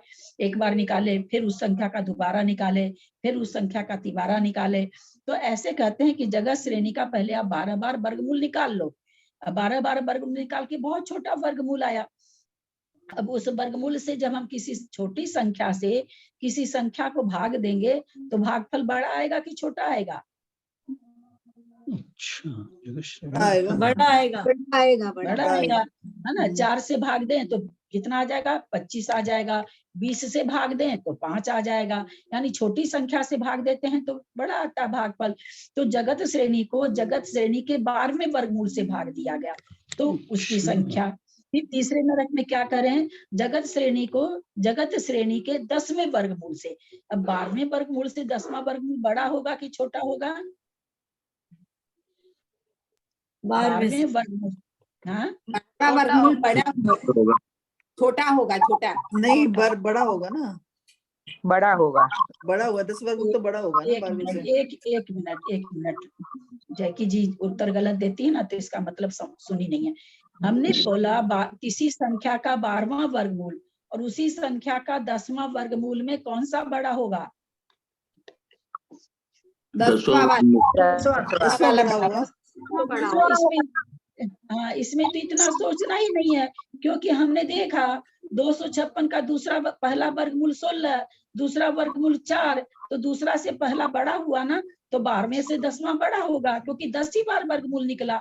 12वें में 12 बार वर्गमूल निकला, तो 10वां वर्गमूल बड़ा है। अब बड़ा से किसी संख्या में भाग देंगे तो भागफल थोड़ा छोटा आएगा। तो दूसरे नरक से तीसरे नरक में नारकी और कम हो गए। फिर उसके बाद कहते हैं उसी जगत श्रेणी का आप 8वां वर्गमूल निकालो। 8वां वर्गमूल निकाल करके और जगत श्रेणी को भाग दो, तो ये और छोटा भागफल आएगा, तो और कम संख्या हो गई। फिर कहते हैं उसी का 6ठा वर्गमूल निकालो और जगत श्रेणी को भाग दो, तो 6ठा वर्गमूल और बड़ा वर्ग आ गया संख्या। बड़ी संख्या से जगत श्रेणी को भाग दे रहे हैं तो भागफल और छोटा आ रहा है। तो इस तरह से और कम संख्या होगी नारकी की। और फिर जाते जा रहे हैं, फिर तीसरा वर्गमूल, ये वर्गमूल और ज्यादा बड़ा होगा, 12वें से तो बहुत ही बड़ा होगा। तो तीसरा वर्गमूल निकाल के उस संख्या से जगत श्रेणी को भाग दें, तो तीसरा वर्गमूल बहुत बड़ा वर्गमूल है, हम जगत श्रेणी को भाग दे रहे हैं, तो बड़े से भाग दे रहे हैं तो भागफल छोटा आ रहा है, यानी और नारकी कम होंगे। तो इस तरह से करते करते दूसरी पहले नरक की नारकी की संख्या अभी तक हम लोग जान गए क्या? पहले अभी तक हम नहीं जाने हैं। जी आप नहीं जान पाए अभी तक। नहीं जैकी जी आप नहीं बोलिए, आप लोग क्लास अटेंड किए हुए हैं ना, नए लोग को बोलने दीजिए। मेरा यह प्रश्न है, पहले नरक की संख्या हम लोग अभी तक जाने की नहीं जाने का अर्थ नहीं पूछ, नहीं जाने, बोलिए भाई। नहीं, हम तो इसलिए तो हम जान गए कि वहां से गुना हो रहा है तो वो संख्या ज्यादा है, और वहां से भाग हो रहा है तो संख्या कम है, ऐसे तो हम जान गए, भाई साहब इतना जान गए। दे पा रहे हैं सब चेहरे पर थोड़े से चेहरे पर। मेरा प्रश्न है, हम लोग अभी जगत श्रेणी का वर्गमूल निकाल के जगत श्रेणी में भाग दे रहे हैं, पहले में मूल निकाल के जगत श्रेणी से गुना किए हैं, तो इतना वर्णन करते हुए हम लोग हम लोगों ने पहले नरक की नारकी की संख्या, ये जो अभी हमने वर्णन किया, वर्गमूल वर्गमूल गुना, क्या आदमी पढ़ाएगा भाई, गजब है। मतलब क्या बताए, इतना बड़ा ग्रंथ पढ़ने में कॉमन सेंस नाम की चीज नहीं है। कितने लोग का खुला हुआ है। जब मैं आप लोग को बंद करने पे आती हूँ तो फिर मैं जो बोलना चाहती हूँ वो भूल जाती हूँ, बात तो बराबर पड़ जाती है। फिर मेरा प्रश्न सुनिएगा, क्योंकि आप लोग के चेहरे बता रहे हैं कि आप लोग को भावभाषा नहीं हो पा रही है। मेरा प्रश्न सुनिएगा। अभी तक जितना हम लोग, जैकी जी ने वर्णन किया, जेटी जी ने कहा, मैंने भी किया। अब यहाँ मेरा यह प्रश्न है, जेटी भाई साहब से नहीं है, जैकी जी से नहीं, क्योंकि लोग वर्णन कर चुके हैं। जो लोग नहीं समझ पा रहे हैं उनके लिए यह प्रश्न है कि अभी तक जितना वर्णन हुआ उसमें कौन किस की संख्या पता चली, हम कितनी चली है, दूसरे तीसरे चौथे पांचवे छठे टोटल की पता चली है, और है ना 2 से लेकर के 7 तक की। पहले नरक की नहीं पता चली, अभी पहले नरक की नहीं पता चली। चलिए, प्रीति का कहना है कि सब नारकी की पता चली है, 2 से 7 तक की पता चली। और किसका क्या कहना है? वो ये सब नारकियों की पता चली और 2 से 7 तक की पता चली। सब नारकी की संख्या में से 2 से 7 तक नरक की संख्या को बात करने से पहले नरक की ये कौन संख्या बोल रहे हैं? ये कौन बोल रहे हैं? बिल्कुल हम बंद कर देंगे क्लास, एकदम 1 सेकंड भी नहीं चलाएंगे। कहाँ आप बीच में ये चीज क्यों बोले जैकी श्राफ जी? जिस बात का भी हम विवेचन नहीं कर रहे हैं, हम लोगों का चेहरा देख रहे हैं कि लोगों का चेहरा एकदम माथे में सल घल रखी है। लोगों को अभी पहला सर्वनारकी नहीं समझ में आ रहा, आप जबरदस्ती चौथी लाइन बता दी। इतने में से किसने जवाब दिया? आप क्योंकि पहले क्लास कर रखी है इसलिए दे दी। आपके पास सामने कॉपी रखी हुई है, तेरे पास तो कॉपी भी नहीं है। जेटी भाई साहब समझ लिए। बाकी किसी का उत्तर आया है कि अभी तक? प्रीति ने थोड़ा सा उत्तर दिया और आपने चौथी लाइन का बता दिया। अब लोग क्या हमको बताएंगे, बोलिए तो? कितनी बार समझाते हैं कि आगे मत बढ़िए, आपके पास ज्ञान है, ज्ञान अपने पास रखिए ना, जब उस समय आएगा तो बोलिएगा। सबके चेहरे ऐसे हो रखे हैं कि हमको चेहरा ही देखने में अच्छा, क्योंकि लोगों को समझ में नहीं आई ये चीज। और आप पहले नरक की नारकी की संख्या बताने लगी। अभी लोग यही नहीं पकड़ पा रहे हैं, जितना समझाएं वही नहीं पकड़ पा रहे हैं।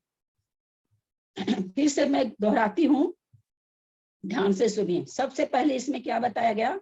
सभी नारकियों की संख्या, है ना? सामान्यम नेरिया, सामान्य से सभी नारकी की संख्या। क्या बताए? घनांगुल का तीसरा वर्गमूल, दूसरा वर्गमूल निकालें और जगत श्रेणी से गुणा कर दें। चलिए हम लोग एक संख्या प्रज्युम कर लेते हैं समझाने की। जगत श्रेणी को हम लोग मान लेते हैं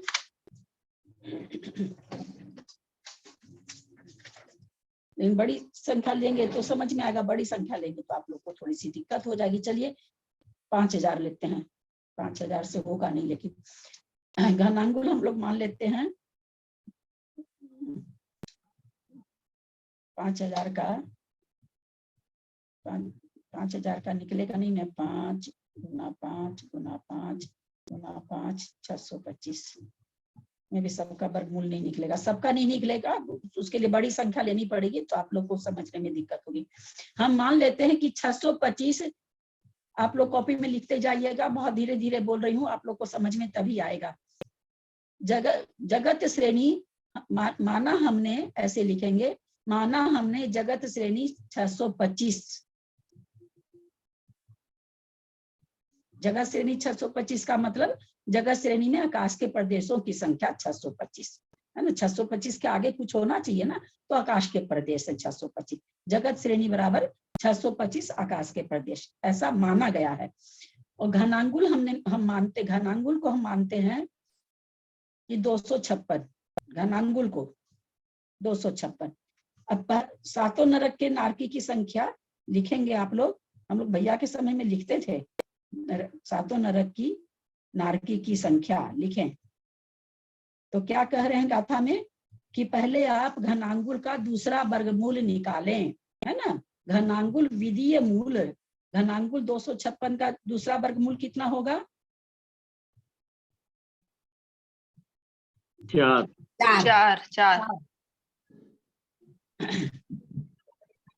बोले, जिनके चेहरे पे थोड़ी सी उदासीनता रखी वो लोग बोले।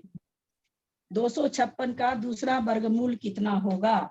4 होगा। पहले 16 दूसरा 4 होगा। यहाँ तक समझ में आ गया सबको बढ़िया से? ठीक है। अब सातों नरक के बता दीजिए, हाँ एक बार और बता दीजिए। सातों नरक ये निकाला जा रहा है कि सभी नरक के नारकियों की संख्या कितनी। इन्होंने बताया कि संख्या निकालने के लिए आप जगत श्रेणी से घनांगुल के दूसरे वर्गमूल को गुणा कर दीजिए। तो हमने जगत श्रेणी मानी 625, आकाश के प्रदेश जगत श्रेणी में 625, ये जगत श्रेणी मानी। ये जगत श्रेणी हमको लिख के रखनी पड़ेगी क्योंकि 6 नरक में काम आने वाली है। तो जगत श्रेणी 625 और घनांगुल हमने मान लिया 256। तो सभी नारकी की संख्या निकालने के लिए वो क्या कह रहे हैं कि पहले 256 का यानी घनांगुल का दूसरा वर्गमूल निकालें। तो हमने निकाला, दूसरा वर्गमूल कितना आया? 4। फिर आगे वो क्या कहे हैं? गुण श्रेणी, गुना कर दीजिए किससे? जगत श्रेणी से। यानी 4 को किससे गुना करेंगे? 625 से। सब कोई बोले 625 से 625 आकाश 625 से। 625 से गुना करेंगे। ना मेरे कान में आवाज आ जाती है, अतः और लोगों को बोलना 25 से गुणा किससे गुना करें? 625 क्या है? 625 से गुणा करेंगे। सुमन जी सुन लिया है। मैं पुनः सबसे आग्रह करूंगी कि मेरे कान में आवाज आ जाती है, आप ऐसा नहीं समझेंगे कि नहीं आती है। एक बार बोलने के बाद में, क्योंकि जब सबको ही बोलते हैं तो किसी की आवाज नहीं आती है। अब आवाज आ गई मेरे सुमन जी की। मैं ये पूछ रही हूँ, जगत श्रेणी हमने कितनी मानी है? 625 मानी है। 625। वो 625 क्या है? आकाश के प्रदेश, आकाश के प्रदेशों की संख्या है। आकाश के प्रदेशों की संख्या है। तो ये क्या कह रहे हैं पहली लाइन में कि घनांगुल के दूसरे वर्गमूल से, जिसको हमने अभी निकाला, कितना आया था? 4 आया था। 4 आया था। उसको कह रहे हैं गुणा कर दो श्रेणी से, माने श्रेणी से, यानी 625 से गुणा कर दीजिए उसको। कर दिया।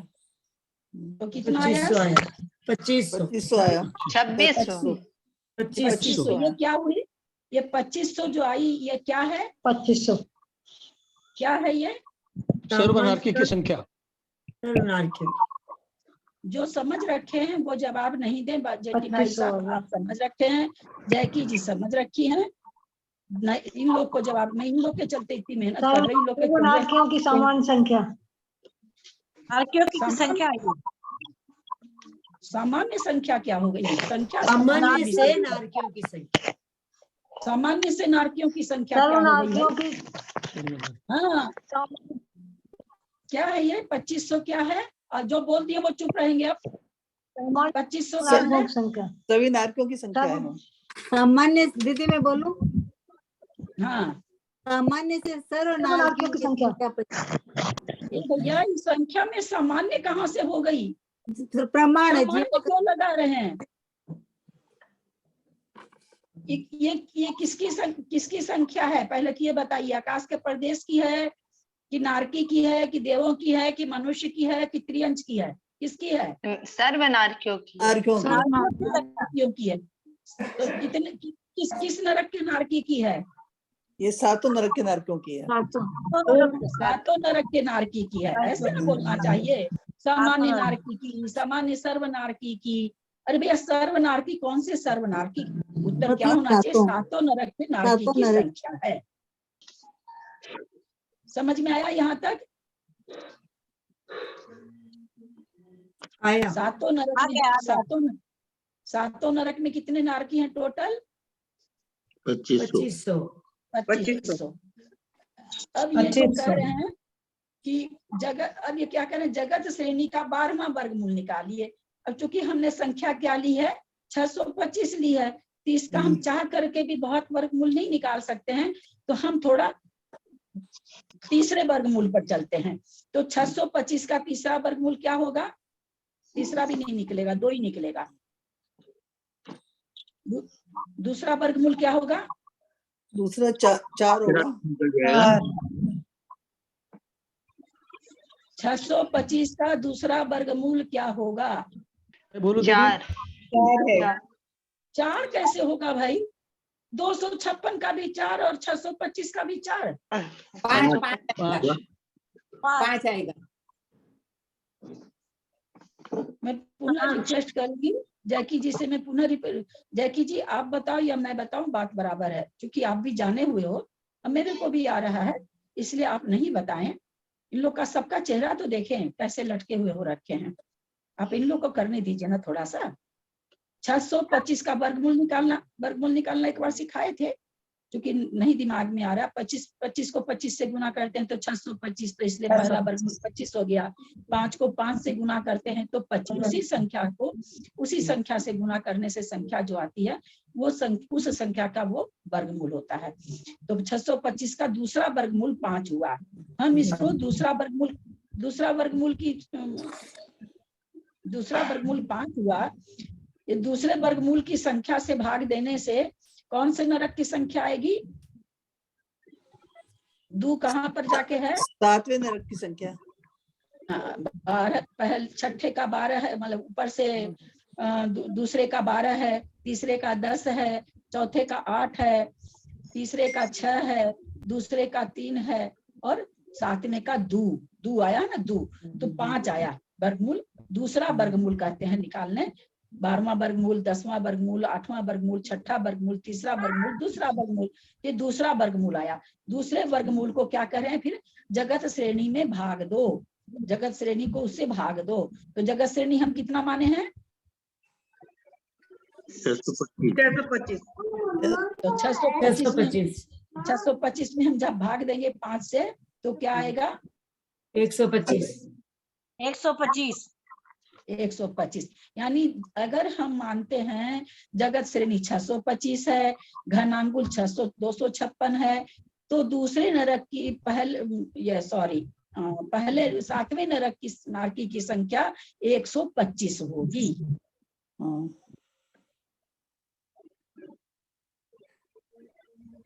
क्योंकि 12 वर्गमूल 8 वर्गमूल निकालने के लिए तो हमको बहुत सारी बड़ी संख्या चाहिए ना। उतनी बड़ी संख्या का हम लोग कर तो पाएंगे नहीं। हम समझाने के लिए यहाँ समझाए कि इस तरह से वर्गमूल निकाल करके वर्गमूल जो आए उससे जगत श्रेणी को भाग दे देंगे। जो भागफल आएगा वो उस नरक के नारकी की संख्या होगी। तो ऐसे करके इन्होंने सभी नारकियों की संख्या बता दी। घर में 10 आदमी है, 10 आदमी के पर्स में रुपया है। अब उसमें से क्या कर दिया गया? 9 आदमी अपने पर्स से रुपया निकाल दिया। 10 आदमी की पर्स में मिलाकर के 5000 रुपया था। और जब 9 आदमी का रुपया गिना गया तो वो रुपया निकला 4000। तो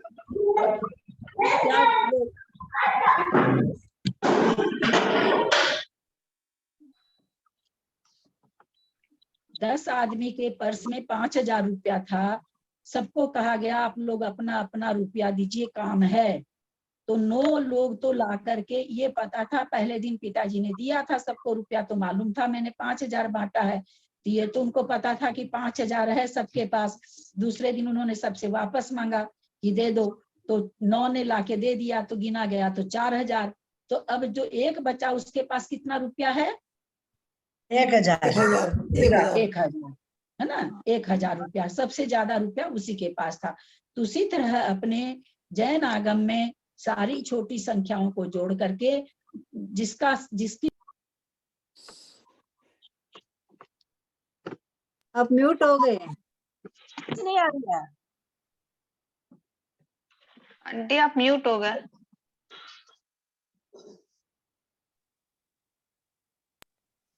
आज घड़ी भी देखो कितने बज गए। तो यहाँ पर घड़ी में बज के दिख गया आप।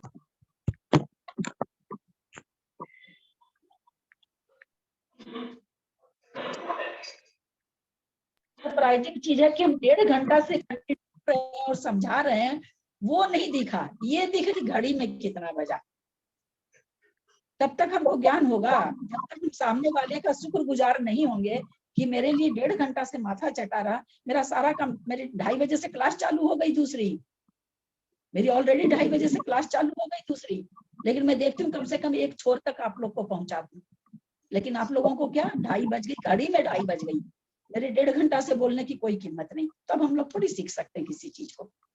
ये बहुमान ही नहीं आता आप लोग के मन में कि सामने वाला कितनी मेहनत कर रहा है, क्यों मैं अपने लिए कर रही हूँ क्या, मैं अपने को समझा रही हूँ क्या। चलिए बंद करते हैं क्लास, कल होगी नहीं, कल 14 सर आप लोग इस कथा को पढ़ के करने की कोशिश करिएगा। मात्र पदवाक्यहीनं मया प्रमादाद् किंचनोक्तम् तन्मे क्षमित्वा विदधातु देवी सरस्वती केवलबोधलब्धिं बोधि समाधि परिणाम शुद्धि स्वात्मोपलब्धि शिव सौख्य सिद्धि चिंतामणि चिंतित वस्तुधानि त्वं बंधमानश्च ममास्तु देवी। जवानी के ज्ञान ते सुझे लोकालोक सवानी मस्तक चढ़ो सदा दे तुम लोग। हे जिनवानी भारती तो दिन रहे जो तेरा शरणागत है सो